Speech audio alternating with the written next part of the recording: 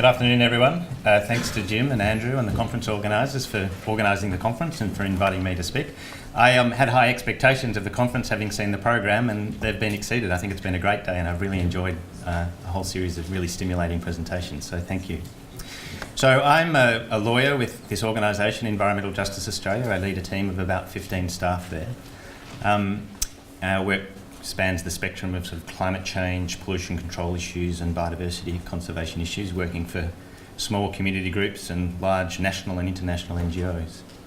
I also moonlight as the president of I think a very effective little landscape restoration initiative in central Victoria called Connecting Country, based in Castlemaine. I'm president of the Committee of Management there, so I wanted to talk a little bit about that in the context of my presentation too. So several years ago, when someone came and gave our organisation some marketing advice, they said you needed a tagline, and I said, well, what about this? And my staff team said, no, we're lawyers. That doesn't quite sound like what we think we're doing. But I really wanted to pick it up here. I guess I'm assuming that I might be today with a more receptive audience to these sorts of ideas.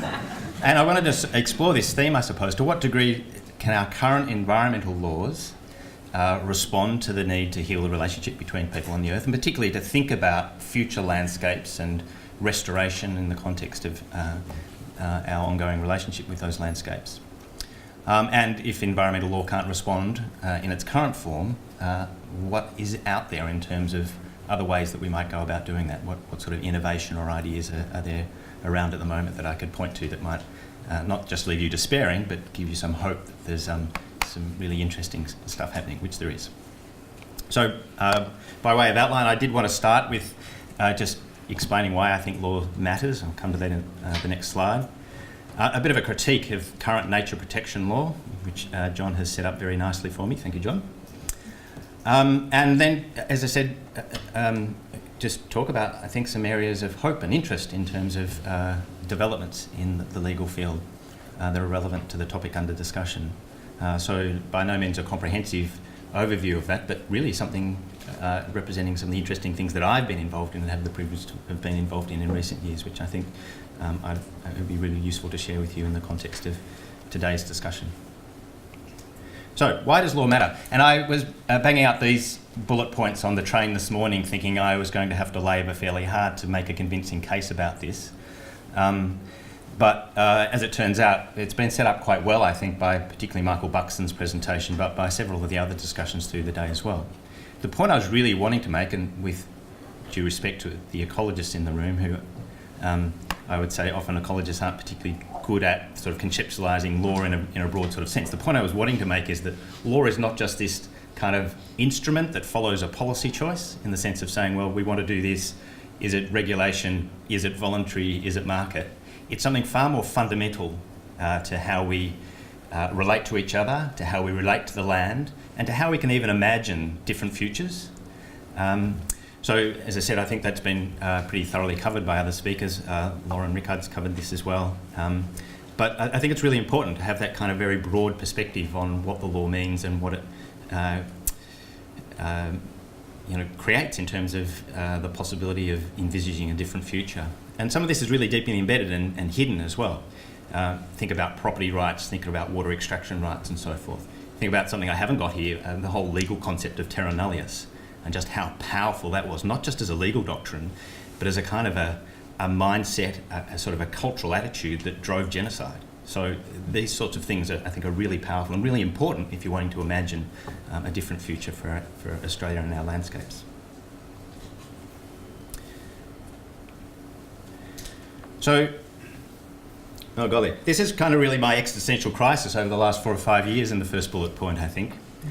Of really starting from the position some time ago that, yes, environmental law was the thing I wanted to do, I wanted to be an environmental lawyer, and increasingly falling out of love with that kind of idea. It's kind of like well, maybe to get into a sort of family law territory, a thing where I'm now I still love you, but I'm not in love with you. We're sort of separated but living under one roof, in the sense that, I'm far less enamoured now, I guess, than I was 10 years ago with the idea that environmental law and the environmental regulatory system as it currently exists, and even as it might evolve, is really going to be able to solve some of the really deep crises that we face, biodiversity, climate change and so forth. I'd want to emphasise, however, and this is the still living under the same roof sort of thing, that it's not a complete failure. There are really good and really valuable things that environmental law does, biodiversity conservation law does and needs to do and can do better. So it's not a matter of throwing everything out and starting again, but it is a matter, I think, particularly if we're starting to talk about restoration and different landscapes into the future and a different relationship between humans and those landscapes, of thinking about what we need to do that's creative and new and different to achieve that. One of the responses to the inadequacies of the environmental regulatory framework, for instance, is the stuff that Paul talked about in his presentation, the development of market-based approaches, market-driven approaches, and as Paul has demonstrated, there's some really powerful opportunities there, particularly if you look at the outcomes. One of the challenges though, and Paul picked this up I suppose, is that it really depends upon the conditions and the constraints and how those markets are designed. And I would say, particularly in the case of biodiversity offsets, what drives that market?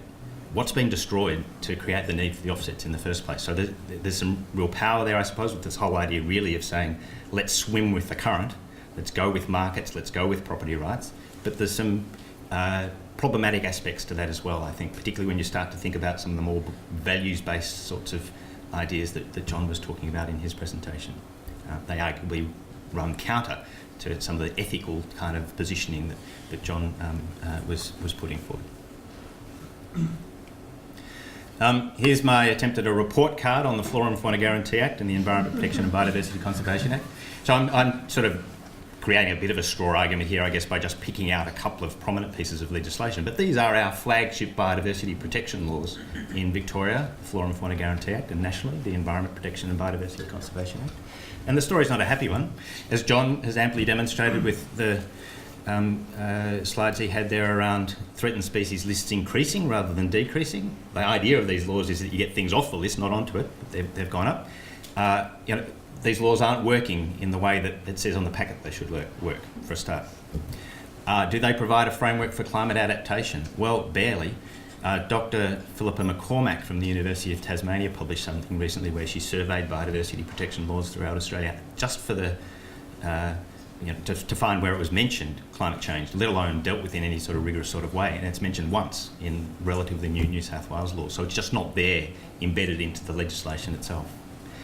Does it create a foundation for restoration rather than just protection? Well, recovery planning, I guess, is there in most threatened species legislation, but that's a fairly narrow idea, I suppose, around what might be needed in terms of restoration at a much larger scale than just recovering threatened species. In any event, those provisions aren't working particularly effectively either, as John has pointed out. If there are these problems, can these legal frameworks be fixed? Have we fixed them? Have we responded to the problems? And once again, not a happy story in the sense that, well, for example, the EPBC Act has built within it, quite unusually, a provision that there's an independent review required of the Act every 10 years. We're approaching the second of those 10-year independent reviews in 2019. We haven't yet implemented the recommendations of the first round, so we haven't been able to respond to the problems that have been identified and change these legal frameworks. One of my, now ongoing life works is significant reform to the Flora and Fauna Guarantee Act in Victoria. We successfully got that on the agenda for the current Victorian government at the last election. There's been a process to develop legislation which, frankly, I think has ended up in something that's not all that great, and that was introduced into Parliament as a bill. It hasn't proceeded, so it will languish now with the proroguing of Parliament and a new government, and it's not clear whether that will be picked up again.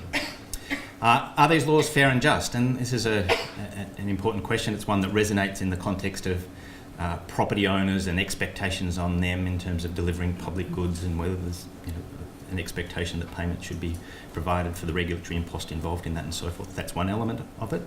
But also, is there any recognition within these legal frameworks at all that what we're talking about here is nature that is not nature that was untouched by human hands, uninfluenced by human societies and customs before European arrival? Well, no, barely. I mean, there's not any real recognition of that sort of pre-European state of affairs, let alone Indigenous aspirations in any of these legal frameworks. Anyway, I hope I have successfully done what I set out to do here, which is to say, well, it's not actually a particularly happy situation if you pull out something like what I've described accurately, I think, as these flagship biodiversity protection laws and say, well, how are we doing? how well suited are they to even do what they were intended to do, which is largely a more narrowly focused sort of protection sort of role, let alone to sort of create the foundation for a new vision for reconciliation or restoration. So, is there hope? Well, as I've said, first of all, I think those laws are still critically important, and I don't want to be heard by any stretch of the imagination to be saying that we should do away with these, they don't work. John is absolutely correct that there are solutions available in terms of legislative reform, particularly increased investment in threatened species recovery and so forth, which would ensure that we were far closer to meeting the sort of rhetoric that is set out in the objectives of these laws, and they would be working far better. And indeed, a lot of the day-to-day work of my colleagues is working under these laws to do things like protect threatened species from logging in Victoria's forests and so forth. So they're really important, they're really critical, but I guess the point I'd be wanting to make here, addressing this topic around restoration and recovery, is that they're never going to be sufficient of themselves. We need to start thinking now, and we are, around how we can create a legal framework or move the existing legal framework in a way that supports and facilitates that. So a bit of a sampler, I suppose, of some recent developments that I think point us in that direction and give us some hope that there's some opportunities. This one is from the context of Victoria's pollution control laws, the Environment Protection Act, now the Environment Protection Act 2017, which will replace the Environment Protection Act 1970. That act introduces a whole range of really interesting innovations in the pollution control context, not the broader environment protection, biodiversity conservation context. But one that I really wanted to emphasise here was this introduction of a general environmental duty. So borrowing from the occupational health and safety context, this concept of kind of a relational responsibility, one that has a preventative focus and that is broad-ranging and flexible in the sense that you're not locking down, thou shalt not emit more than this amount of this pollutant, is now a feature of Victoria's environment protection framework, the pollution control framework. Whether that's a broader application, whether it's even going to work in the context of these pollution controls, they're all open questions, but I think it's a really interesting innovation that picks up some discussion around this in the context of stewardship and land management that's never really been sort of developed and implemented in a thoroughgoing legislative sort of way, and there's some technical detail as to why this goes further than anything else that's currently in Australian legislation. So that's a really interesting and important development, and Lily D'Ambrosio, the Minister for Environment, is quite rightly very pleased with the bill that she's holding there in her hand. So that's one development. The other development, and this goes to some of the issues that John was talking about with the EPBC Act and what might need to happen there, is that there's been work by this Places You Love Alliance, an alliance of conservation groups of which we're a part, over several years now to try and create the agenda, both in terms of the intellectual foundations but also in terms of the political constituency, for a reset, really, of national environment protection laws. Not going as far as constitutional change, but certainly trying to deal with that as one of the big issues, the sort of relationships between different levels of government in Australia and the need for the Commonwealth Government to really step up and lead here rather than just be one government around the table when it comes to these sorts of things. There's quite a bit of material around this. This is a recent report in the Guardian about the Australian ALP's recently released national policy platform that now includes a commitment to this. That's to be debated at their national conference in December. There has been a lot of work within the ALP. This Lean Labour Environment Action Network has been agitating strongly for this and developing that kind of internal momentum for these reforms. And as I said, one of the important pieces of work here too has been to develop the intellectual foundations for these reforms. So APPEAL, the Australian panel of experts in environmental law, have produced a massive amount of work. Never tell a law professor that they've only got 10,000 words, or tell them they've got 10,000 words, they'll assume that means 18 or something. So anyway, there's a massive volume of work that's now being produced on this topic about what the problems are and what the solutions might be to our environmental laws. One of the, so it's broad ranging, it covers a lot, but one of the things I really want to emphasise is that part of the package here is to say we need new institutions, independent of government. So for instance, one of the recommendations, and one of the more contentious ones when it comes to whether the ALP will pick up and run with this, is this idea of a National Environment Commission, an institution independent of government who'd hold the long-term vision do the monitoring and evaluation around our progress in implementation of biodiversity law, biodiversity recovery efforts and so forth. So that will be contentious for the very reason that it's actually quite a powerful idea, I think, so it'll be very interesting to see how that goes. Thanks. No, sorry, that was me saying thank you, I have 5 minutes, so I'm going to use the remainder of my 5 minutes. I haven't finished yet. I wanted to draw your attention to this legislation as well. So this was, the Victorian government prior to the last election committed to introduce legislation to protect the Yarra River without any real idea around what that would involve. So there's been a lot of work that's been done over the last 3 or 4 years to say, well, here's an idea.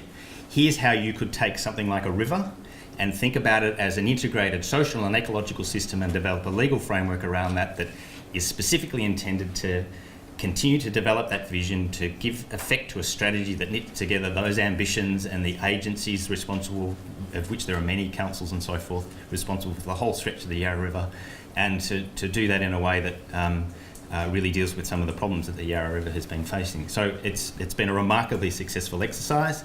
It's resulted in this legislation, the Yarra River Protection Willipjin Birrung Murrung Act 2017, and it's in the process of being implemented now. Importantly, the kind of the development of that legislation as well as involves some innovation in the sense that we've deliberately set out to say, well, what if the community was more involved in developing what a legislation like this should cover? So it's been a very innovative process to lead to very innovative legislation. The heart of it is this plan and the Birrung Council. Have a look at the Act, it's an easy read if you're interested. The other thing that I really want to emphasise though is that there's been this really interesting innovation of bringing in traditional owner aspirations, having that reflected not just in the title in the legislation but in a Woiwurrung language, setting out the intent of the legislation in the preamble, and then various mechanisms within the legislation itself giving effect to the idea that there is a special long-standing cultural connection of these people to the river that ought to be incorporated within the legislative framework. So I think it's really important, and in combination with some of the things that Doug was talking about before, the joint management planning and so forth that's happening around Victoria, I think that's potentially transformative of how we go about biodiversity protection and biodiversity restoration in this state as well. Well, we're not stopping at the Yarra, equal rights for Western rivers. So there's now a process afoot to try and develop something similar for the Maribyrnong and the Werribee and tributaries out there as well. Okay, final point I wanted to make is that apart from legislative innovation, there's also, I think, and thinking about this broadly as a governance issue rather than just a legislation issue, there's a need to continue to think about and develop different modes of governance from a sort of ground up sort of level. Building that restoration capacity from the ground up. So as I said, I'm involved in this local group in Mount Alexander Shire, Connecting Country. It's been around for about 10 years now. I think been remarkably successful in terms of pulling together people interested in landscape restoration, developing really a quite savvy ability, I think, to sit between people on the ground and agencies like CMAs and state governments and the Commonwealth Government to get investment into that work in the Shire of Mount Alexander, to tie that together with long-term vision, implementation of that long-term vision through guided by a framework of evaluation and monitoring and community engagement. I mean, there's just lots and lots of things involved. The point I was wanting to make in the context of this discussion, though, is that there's a legal phenomenon here as well. It's kind of hidden and it's not so obvious, but I think it's really important. And that is that governance in this context means a community group like Connecting Country organising themselves into this incorporated legal structure, doing so in a way where they can credibly be the recipient of millions of dollars over that 10-year period of state funding, government funding, managing employment relationships and a whole range of other legal accountabilities. The other point is that a lot of the work here, particularly making grants to landholders and so forth, is based on agreements. And agreements, in fact, because I drafted them, that are based on the CMA agreements with landholders, but are different in the sense that the language has changed a bit, but the relation has changed substantially as well. So you've got a community organisation working with the community to deliver grants and support for landscape restoration, revegetation works, fencing and a whole range of other things, but in a very different relational context. And I could go into it in detail, but one point I would make is that, for instance, we have had, over that whole 10-year period, I think only one incident of non-compliance with those agreements. So it's a legal agreement, a legal framework, but the relations around that and the way that it's structured means that it's a very different legal arrangement than would otherwise be the case if there was a government agency involved, I think. Final point here is that this aligns quite well with biodiversity response planning and some of these other initiatives that are happening at the sort of state government level. There's these sorts of arrangements, and there's many others I would emphasise, different models across the state and nationally that could potentially fit within this arrangement as well. They align quite well with this idea of really distributing responsibility and encouraging local governance around these sorts of issues. And so the final point there, I guess, is that realising that and recognising how that might be encouraged and developed, I think, is a really important legal contribution to how landscape restoration and the sorts of things that we've been talking about today can be encouraged into the future. So final thought, somewhat Star Wars-ish, I think. But yeah, there's some really big challenges, clearly, but I think there's some really interesting innovations, and I've just presented a very small sample today that mean that clearly we need to fix our current biodiversity protection laws and so forth, but there's lots of other really interesting things happening in other fields as well. Many of them with a very different frame.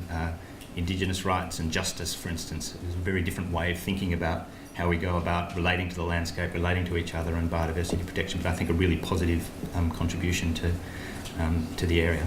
So thank you for your attention.